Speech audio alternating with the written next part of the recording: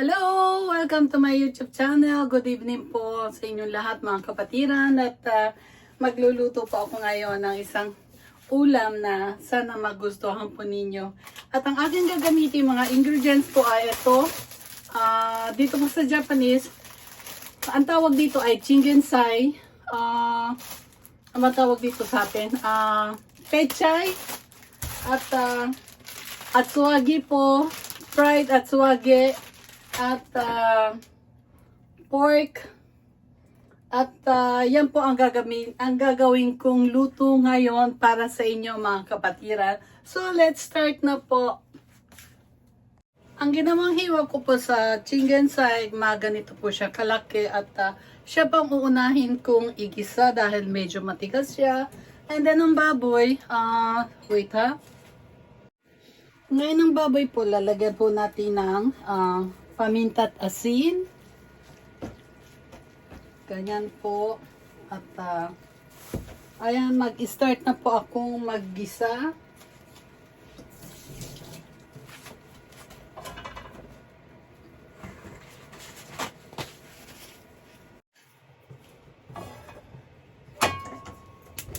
Ngayon po, magigisa na po tayo mga kapatiran. Ito nga pala, nagluto nga pala ako ng tonjiro at kasi malamig na po dito sa Japan. Ang tonjiro po is ano ba yun? Ano po yan? Ang ingredients po nito daikon, ninjin, gobo, at saka baboy, at saka miso. Inilaga ko siya sa miso. Usually meron po niya pag taglamig po, masarap po siya. Ngayon ang iluluto ko naman po ngayon ay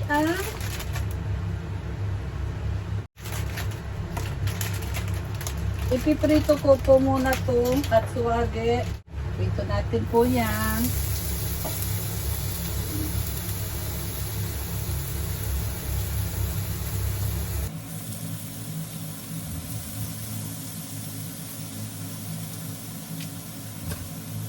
Palulutuin po natin itong ano niya, itong labas niya. Yan siya.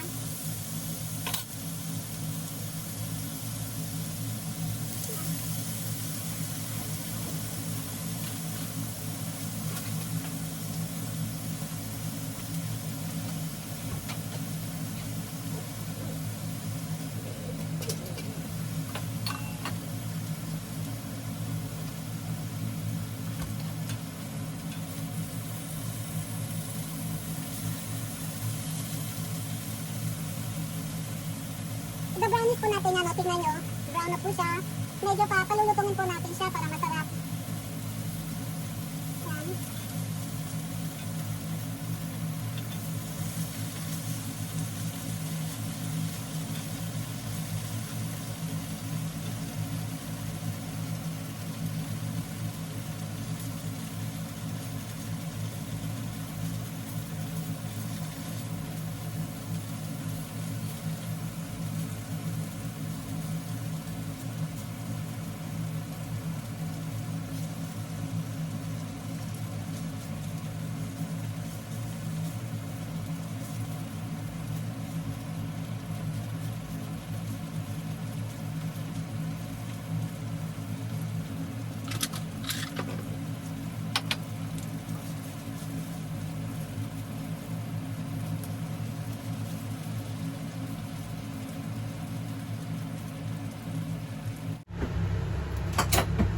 Iluluto ko na po yung baboy.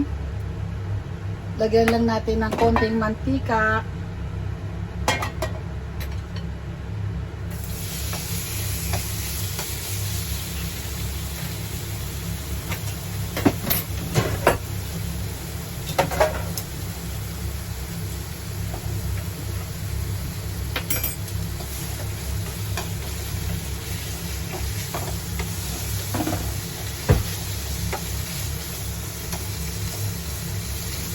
Igigisa lang po natin tong baboy.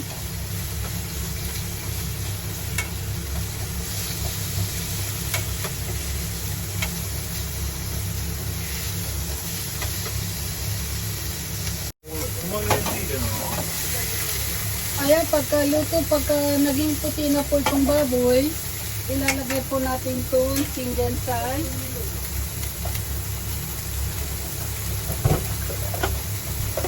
Uunahin po natin itong ito medyo matigas kasi ng konti kaya unahin ko muna isa po ito.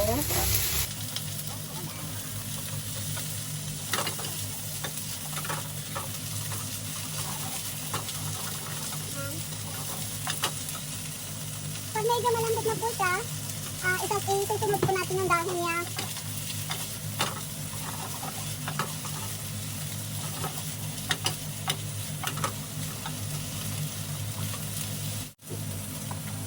Ayan, medyo malambot na. Ilagay na po natin itong dahon.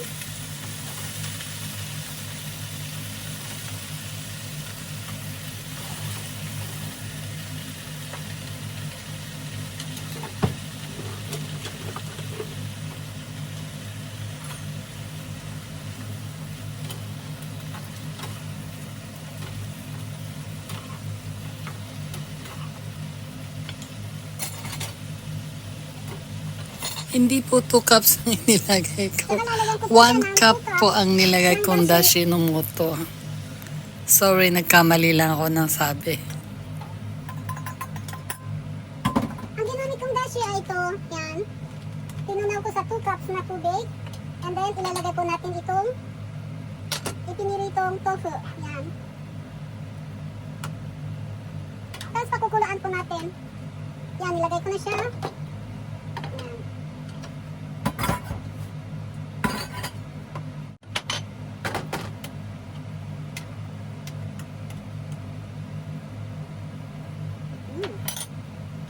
Parang maalat.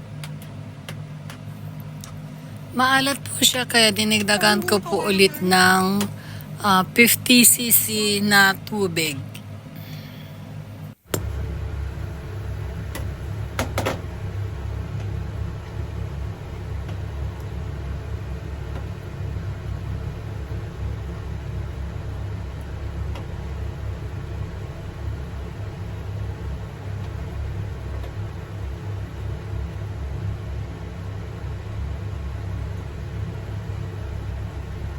Ayan, okay na po siya.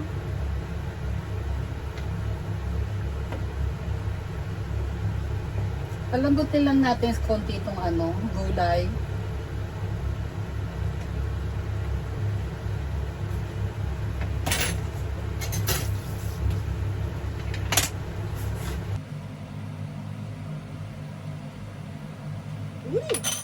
Ang sarap niya. Parang ang lasang nilaga. Pero ang sarap niya. Tamang-tama sa panahon ngayong malamig. Ang sarap.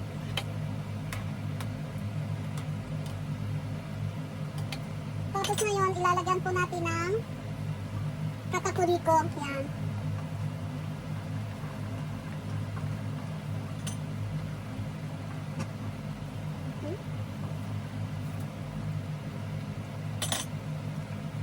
Patakan lang natin. Nilagyan ko po na mga 20cc nitong katakuriko.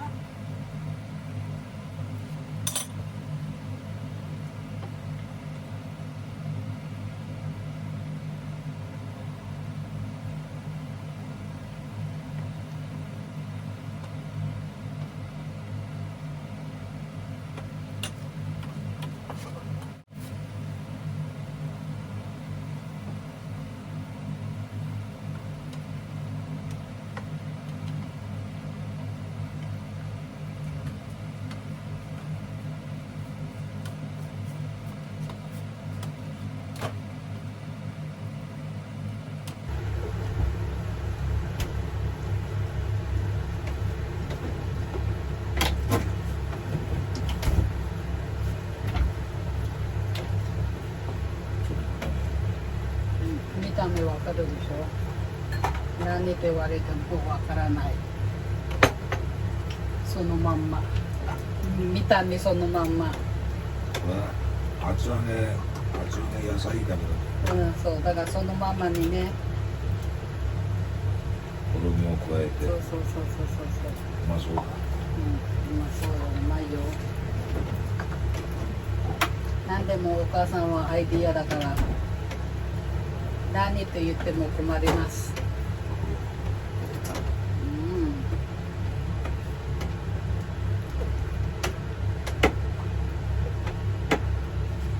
Yan, mga ganyan pong kalapot. Yan. Okay na po. Tapos na siya. Yan. Tapos ito naman sa kaliwa ko, yan. Painitin natin itong tonjiru. Tonjiru ay tama-tama po sa taglamig na panahon ngayon.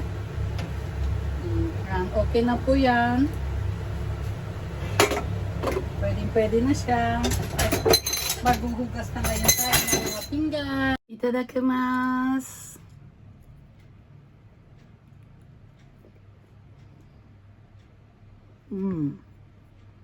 おいしい。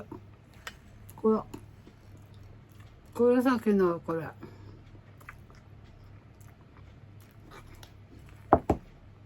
Ang sarap. Ang sarap ng kapatiran.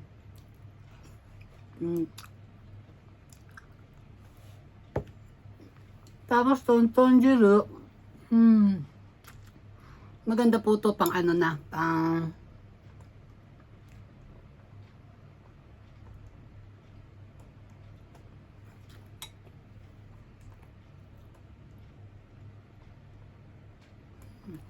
yeah.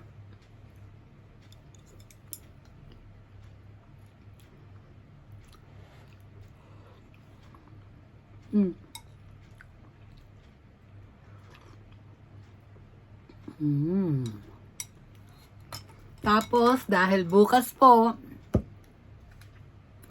nag-mail sa akin ang Kaisya na wala daw pasok bukas. So, dahil wala akong pasok bukas, iinom po ako ngayon. Isang lata lang yan.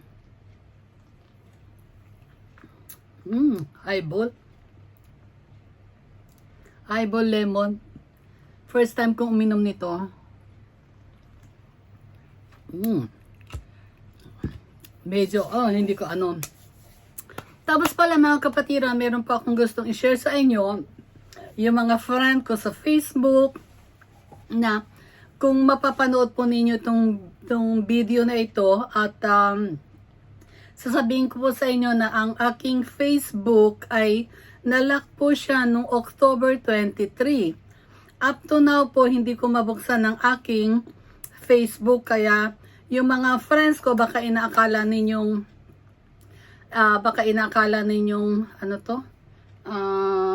binalak ko kayo or in-unfriend ko kayo. Hindi ko po kayo in-unfriend o binalak.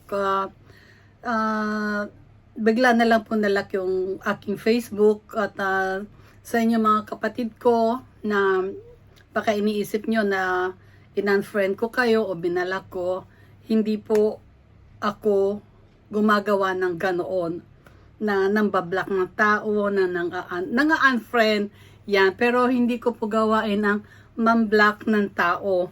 Kaya yun po, sorry to say po na hanggang sa ngayon hindi ko ma-open ang aking Facebook, at ginagawa ko naman yung nila na paano gawin.